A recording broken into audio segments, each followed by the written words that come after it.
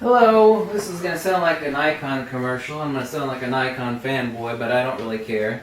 I don't get paid by a dime by Nikon or Sony or anybody. I'm stating this of my own free will, and something you need to consider before, if you're considering purchasing some Nikon gear or switching.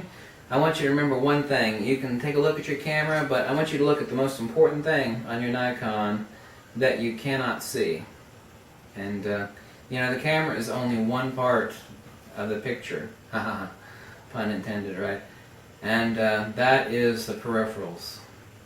You know, the accessories, the lenses. You know, there's nothing else that you're going to find that has an enormous selection of incredibly well-built and damn cheap lenses. I mean, you can buy... I want you to compare, go to a camera shop and compare Canon's 50mm 1.2 with Nikon's 50mm 1.2, just as an example. Huge Canon lens, very plasticky, very damn expensive. Nikon's f1.2, very tiny, made in Japan, built like a tank and a half. No plastic, it's all metal and glass like they used to build 30 years ago. Nikon has tons and tons and tons of glass. Some of these people that are shooting other cameras, the newer generations, which by the way update every year, and the one thing I can't stand about them the most, and I don't care if you shoot with them, but you see this camera here? It is running on 8 years now. This camera is still bringing $1,000 plus. This old D700 here, okay? Basically 8 years old, still bringing 1,000. These newer ones, they're rolling out a totally new generation, which is good, great, they're improving stuff. A totally new generation every year. Let me check something really quick. And I wonder if you think about what that does to the prior version, as far as outdating it. Planned obsolescence on these babies. Planned obsolescence on the newer cameras with the removable lenses, just like that. You know, just talk about 2 years out. Price, you buy one of those cameras and one expensive Zeiss and spend $6,000. One camera, the newer one that's coming out, or the current one that's out, and one nice lens, $6,000. $6,000? I'll buy you two Nikon D750s, primary and a backup, and find you a dozen lenses and 2 speed lights. 2 Pro DSLRs, 10 or 12 lenses, depending on what they are, and 2 speed lights. It's just ridiculous. Ridiculous. You shoot whatever you want, okay? Price should be a factor. You need to consider peripherals like the lenses. Nikon has basically 60 years almost of lenses, spread out over multiple countries, billions and billions of dollars in glass factories.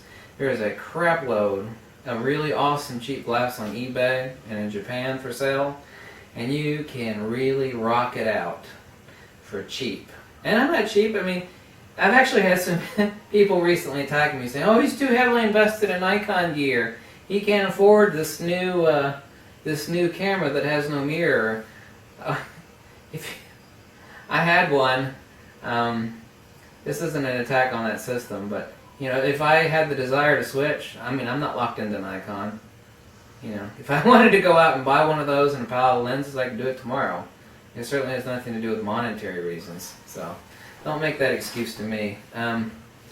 But before you sell, or if you're thinking about buying Nikon, you know, like I said, you can call me a Nikon shill if you want. It doesn't really make any difference.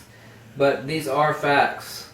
Another fact is that when it comes to speed lights, people that hate Nikon, for no logical reason, but they hate Nikon, you know, hardcore Canon fans and others, there is nobody on this earth, nobody that comes within 100 miles of the durability of a Nikon speed light. I mean, it is mind-blowing.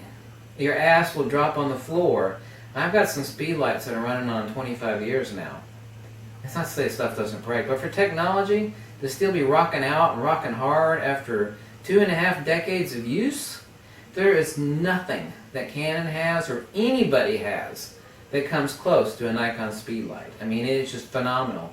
Some of those old as dust Nikon Speedlights that you can get for off-camera use now, because they won't TTL on the modern cameras, but you can still use them for light layering, especially like an SC17 or SC29 flash cable. Absolutely incredible. It's mind-blowing. There's no other technology that I can think of that's so reliable. Maybe I can think of something. Durability and price retention. Need I say more as far as durability? There's somebody that's got as a Frenchman, I think, he's got a video where he freezes, and I did the video too with another Nikon. He freezes his Nikon in a block of ice, and he thaws it out. It works. He throws it in a fire. It melts part of the outside of the camera. It's still working. Durability, second to none. Don't care what you say. I mean, regardless whether you like Nikon or Canon, I mean, you're not going to use your camera as a hammer. And, you know, hopefully you've got insurance on your camera anyway, so if it breaks, so what, big deal. You know, it gets lost or stolen, you got insurance on it. Price retention.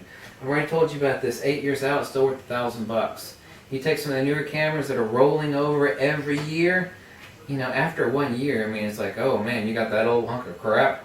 Oh God, good luck selling that thing. Take that into consideration. You know, unless you're made out of wads of money, and some people are, they don't give a damn. It's like every year they buy a new camera. So what? Hey, the latest and greatest come out, I'm going to go out and buy the latest and greatest.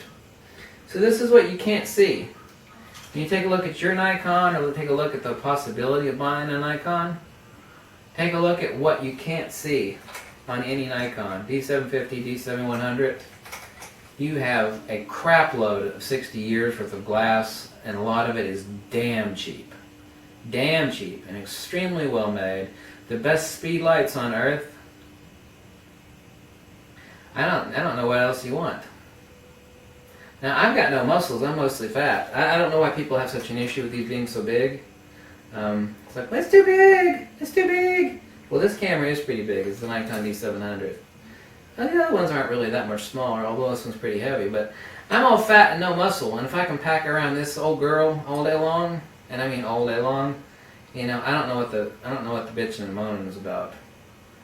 You know, oh, it's too big. It's too big. It's too big. Okay, great. It's too big. Get something smaller. I know I've got no muscle and I'm all fat. If I can haul around all day long, I don't know why the heck you can't. Yeah, if that's your excuse, then fine. I don't make a dime whatever you shoot. And no, Nikon isn't giving me a dime. Nikon wouldn't even spit.